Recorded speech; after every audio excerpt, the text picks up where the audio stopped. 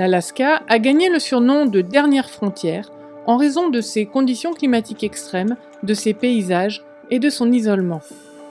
La plupart des villages de l'État ne sont accessibles que par avion. L'un de ces villages est Bethel.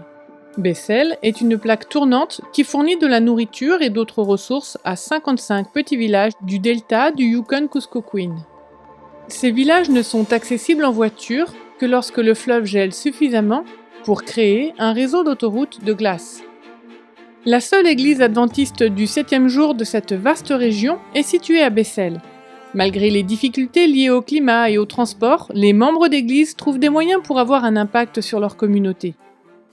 Les sans-abri viennent donc ici. Parfois, les habitants locaux nous surnomment l'église des sans-abri. Nous organisons un repas en commun chaque sabbat. Ils n'ont pas d'endroit où dormir la nuit et nous leur proposons un refuge chaleureux. Nous leur ouvrons un endroit où ils peuvent entendre un message et recevoir un repas chaud au moins une fois par semaine. L'église de Bethel a créé un groupe de scouts pour les jeunes et un cours biblique pour les adultes.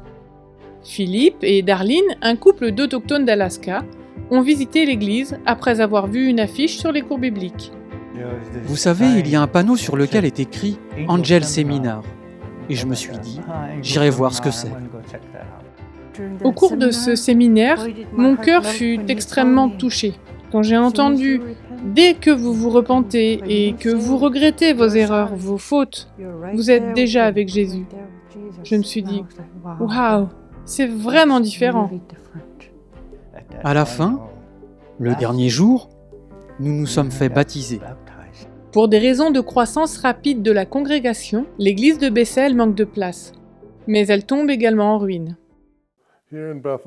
Ici, à Bethel, nous avons ce qu'on appelle un pergélisol chaud. Et le permafrost ne fait que quelques mètres d'épaisseur à certains endroits. Le permafrost est une couche de terre gelée depuis de nombreuses années. Lorsque le permafrost dégèle, il peut provoquer l'effondrement des bâtiments qui sont construits dessus. L'église de Bethel a besoin de réparation en raison des irrégularités du sol. Nous avons fait du travail missionnaire dans les villages, mais nous ne pouvons pas vraiment organiser toutes nos rencontres en raison du bâtiment qui s'écroule.